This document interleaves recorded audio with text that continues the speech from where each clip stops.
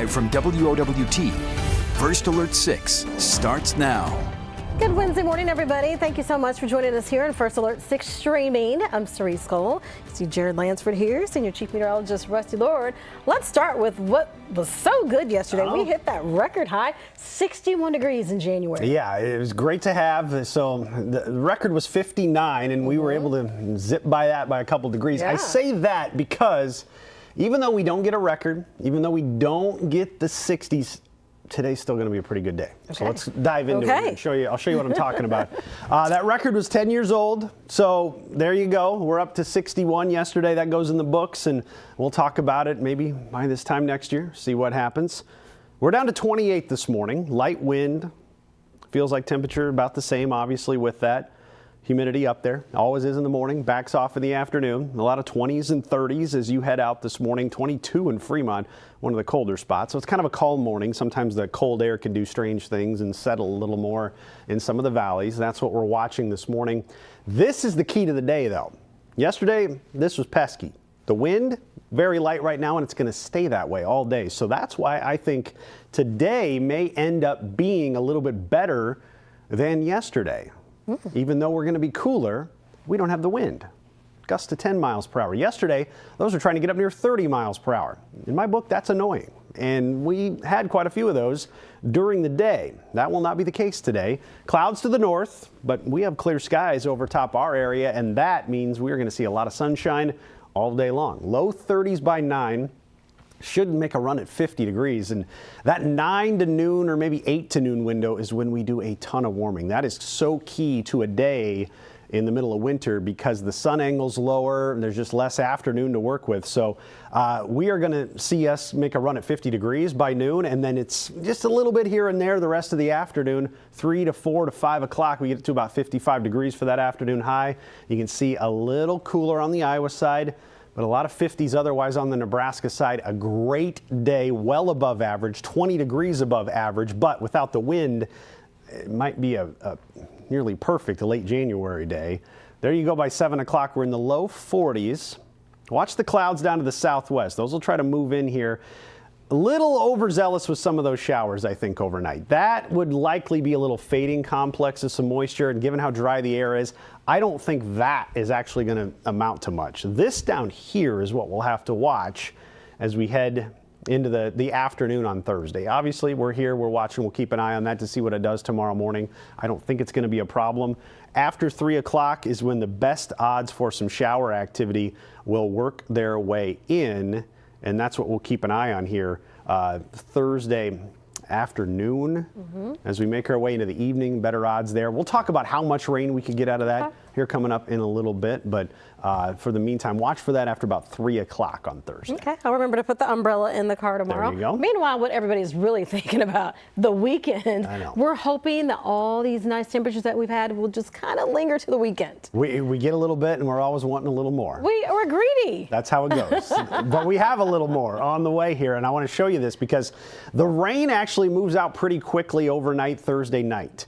And then by Friday morning, we removed the rain chance there. It looks like we will dip in the morning down near 30 degrees, and you may be wondering, oh, there's some rain. Nah, you don't have to worry about anything icing up. Anything that's out there should run off Friday morning. Road temperatures will be pretty warm after this stretch. Up near 50 Friday afternoon, 54 on Saturday. Sunday has 56 right now, but watch that because the colder air that comes in on Monday, it's trying to sneak in a little earlier on some models. So that 56 may get chipped into a little bit as we get closer to it. And then Monday, Tuesday, Wednesday, next week, you get a lot of 30s, some morning lows in the teens. Back to at least the winter feel anyway that we have for February. But yeah, that's February already. But just no snow. I mean, it's rain or nothing. It's weird. Yeah. Never seen a winter like it, but we're in the middle of it. Yeah, so. we're glad getting the rain tomorrow, right? Take what we can get. We'll show you how much here in a bit. All right, let's get to traffic now. We had that crash on the interstate. How is that looking right now? Well, for a little while we had the left lane being blocked off, and that was really impacting things. We've opened that back up, but let's take a look at how things are moving in that stretch, because we still have had some delays as people see the emergency crews on scene and kind of check up as a result of that, and that's good procedure to use. But there you can see it's between 84th right here in the I-680 interchange that's just off of the monitor there. So it's right in the middle there where we have this over on the left-hand side. So here's where we stand with this. There you can see the vehicle's still present there. You've got the cop there that is on the scene. So people kind of checking up through there, and then they're on their way. So expect it to be a little slow as you go westbound on I-80. We have been looking at delays extending all the way to about 72nd. Slow travel through here. So you can do that. It is an option to just continue on I-80 as you normally would. Maybe you don't want to deal with it. Let's talk some alternate routes. You can use center to make your way over to 680 and then proceed to where you need to go. A lot of times I would recommend L, but here's the problem with L at this point. Remember that bridge closure that's in place at 72nd?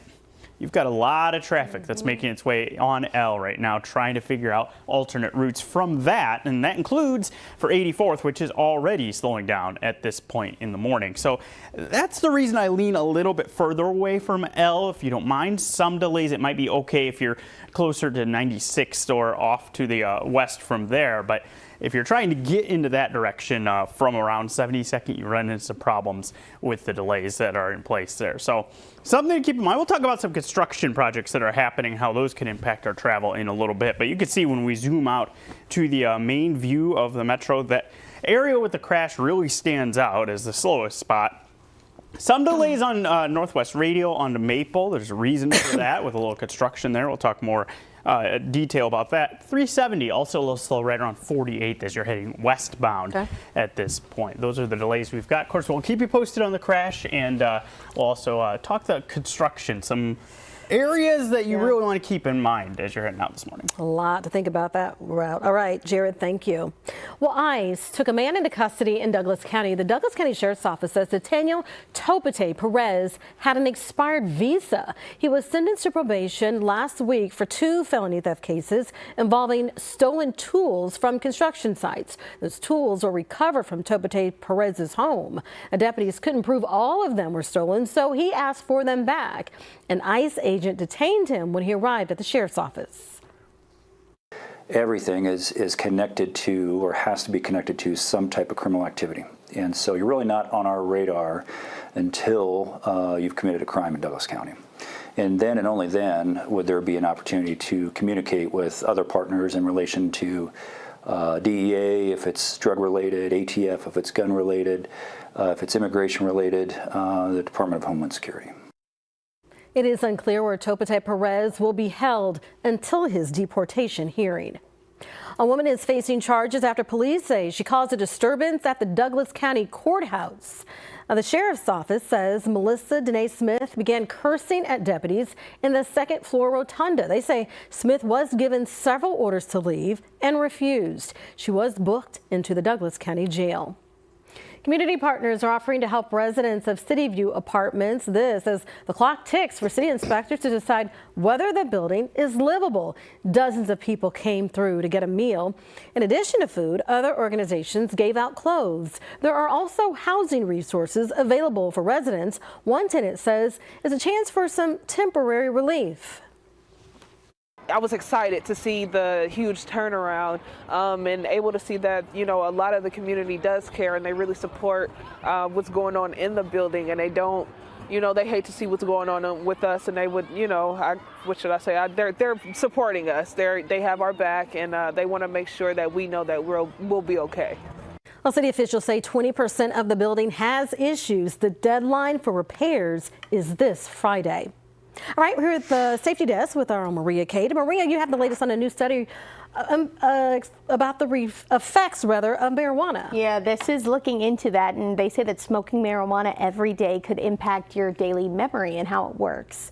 So this study was published in the journal JAMA Network Open. Researchers say that frequent use of marijuana could lead to issues with remembering information for a short period of time and then putting that information to use. The study analyzed data from previous studies that focused on brain function, and the lead author says that there is some more research that needs to be done to figure out if the working memory could actually come back if people smoke for a while and then stop smoking. But they did find that 63% of heavy users had less brain activity show up while they were doing this study while they were working on a task. All right. So there's also evidence of COVID-19 pandemic still lingering. Tell us about that information this morning. It's having a lot of impact on students. It affected, students going online for schooling that entire time. And that made a really big difference in a lot of the test scores. So there is a new report that came out today. They're calling it the National Report Card that's focusing on this. It's looking at how 4th and 8th graders nationwide are doing in the subjects of math and reading. So let's break that down. The report card shows that average reading scores went down for both grade levels compared to the last report that came out in 2022. But this continues a slide down for the reading level skills that really started before the pandemic based on the data that they have. But as for math, the average scores increased for 4th graders since 2022. So some good news there. For 8th graders, there wasn't really a significant change. It held pretty steady. And then another bright spot through the report, they found that students missing school, the number of those students went down since the last report. That's good to hear. Yes, we got to figure out a way to get those reading skills up, though, right? It's so important. Yeah. All right, Maria from the safety desk, thank you so much, and we'll be right back.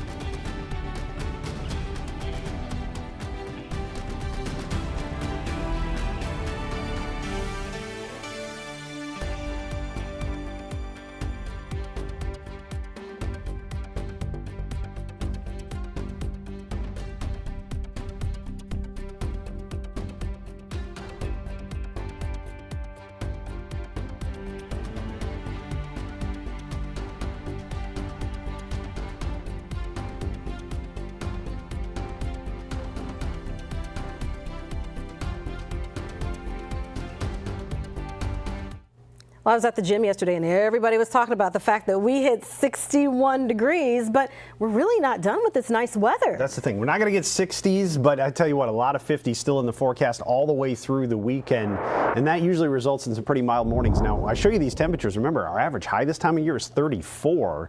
And we're right around 30 in many spots. So this is a mild start for January.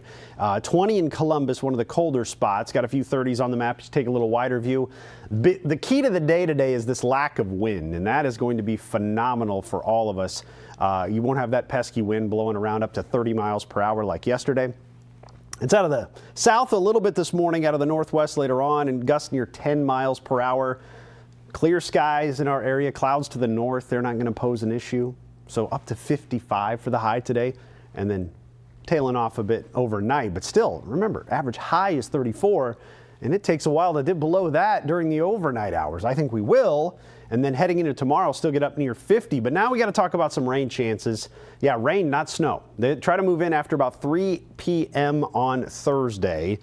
And what will happen is it's not going to be all that widespread. Now, models continually have I-80 being about the north edge of this as the system pinwheels through. So what will happen is the clouds will be here all morning. Showers, pretty spotty to start after 3 o'clock. A few more of those as we head towards 7 and 8. And better odds for the heavier rain are going to be southeast of Omaha. So if you're watching Shenandoah, Nebraska City, Rockport, Falls City, you have the best bet of getting some helpful rain out of this. By 10 o'clock, still some around.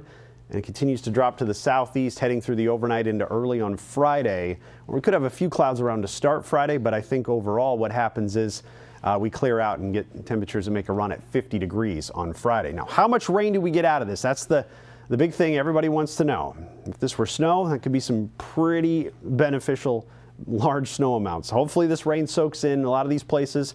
Ground temperatures right around 32 after the last couple of warm days, and hopefully we can soak this in. But the best odds of getting an inch or more in our southeastern counties, less than 1/10 of an inch as you go up near I-80. And I'm sorry if you're north of I-80, it's going to be a struggle with this one. You're just not going to get the moisture we need. Same story. As we look at a different model, heaviest totals to the southeast, a couple 1/10 of an inch in the metro. Further northwest you go, less of this to work with.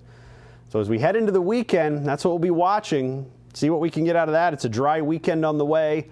We took the rain chance out of Friday. It'll be moving through pretty quickly. I don't think it'll be around by the time you wake up on Friday. And we go 54 Saturday, 56 on Sunday. Watch the Sunday, though. That's a 56 right now. Some models suggest that maybe an early high with some colder air trying to move in. But overall, a great stretch of weather all the way through the rest of the week and into the weekend. I mean, we have had a full week of 40s and 50s. We know this isn't going to last forever. So when can we expect to get back to reality? Well, I mentioned the Sunday. Now, some models suggest the cold air arrives a little sooner on Sunday, and we may not be able to get to 56. So that's the day where things are a little bit up in the air as to how quickly that cold air can move in, and then it moves in colder air. We're not talking about anything incredibly Arctic or anything, but you get 30s next week. That's the first full week of February. And odds lean towards the colder side even through the first third of the month. Warmer air gets pushed a little farther to the southeast. So again, the odds tilt towards February being a little chillier to start, but remember, 30s, that's pretty normal for February. And we'll see how it goes overall, but rain and 50s to round out January. Conspiracy theory time. Uh-oh. Oh, no. Step back. Sunday is Groundhog Day. Okay. That rascal's taking our warmth away. There you go. Blame it on the groundhog. That's where I'll leave that. I didn't even think about that. Darn it, Phil. All right, we got to get an update on that crash on the interstate because it's important for people heading out. Yeah, and you're still going to see the emergency crews working that scene as you're heading westbound on I-80. Let's go ahead and take a look. Hopefully our camera's there. All right, well, Rusty's going to see if he can maybe kick it into gear here. Let's take a look at the traffic flow as we're going through that stretch anyway. And you can see that it's still slow. This is on the left shoulder. So all the traffic lanes are open, but you've got the crash that's over there. You've got emergency crews on the shoulder. So that's the reason why you're seeing things slow down as you're heading through there. So that's what you can expect as you head through there. Make sure you're using a little extra time to approach that. So looks like we're not going to get that back, but that's the situation you can expect as you head through there. I want to quickly touch on a couple of construction zones that have started up though, and it includes this on Northwest Rail. You heard me mention just a little while ago some of the delays that are showing up at times through this area. This is just past Fontenelle as you're heading westbound. You've got new construction there, and that is resulting in having some of those lanes being restricted as they work on a gas main repair. Actually, that's scheduled through Monday. So a lot of people like to drive pretty quick through this stretch. Make sure you're taking it slow, using extra caution as you're heading through there, because that is an area where things could get slowed down and maybe you're not expecting them to be that slow. Also 120th southbound as you get just past Pacific, you've got one lane travel in that area. That's scheduled through the end of next week. So that near another busy intersection. Again, pretty slow right near that crash scene. Make sure you're using some extra caution as you head through that stretch with some of those slowdowns, but you can get through there if you'd like. You can use center as an alternate route if you don't want to mess with that on I-80. All right, Jared, appreciate the update. Well, supporters gathered in Lincoln to discuss a bill aiming to address school choice in Nebraska. Back in November, Nebraskans voted to repeal a school choice referendum. That bill would have provided funds for students to attend private schools. State Senator Tony Sorrentino of Elkhorn explained why they're trying again to get this legislation through. This is about the kids. This is not about politics. This is not about tax credits. This is about having opportunities for these children who would otherwise not be able to afford it. I think it's every bit worth bringing it up again, and I'll bring it up again until we get it right. Opponents say the focus should be on supporting education and filling open teaching jobs. Well, happening next week, a major change may be coming to your commute. The Harney Street Bridge over 480 is scheduled to close. The long-time connecting bridge is being reconstructed to handle the incoming streetcar. The city officials say the current bridge is just too old. Dodge and Leavenworth will remain open as alternative routes. 28th and 29th will be open for most of the project, but will close periodically. On 2 consecutive weekends starting on February 7th, so 7th, 8th, and 9th, 14th, 15th, and 16th, I-480 will also be closed over the weekends for the demolition work that's going to take place there. Now, what that contractor is going to do, we'll close Monday. They'll come in, they'll take down all the fences, all the rails, all the signs, those kinds of things, so we can start that full demolition there on the weekends. Yeah, this is coming soon. Construction will start Monday at 9 a.m. All right, Mavs fans, listen up. You won't want to miss this. We're talking a victorious tradition that you can participate in when we come back right here on First Alert 6 Streaming.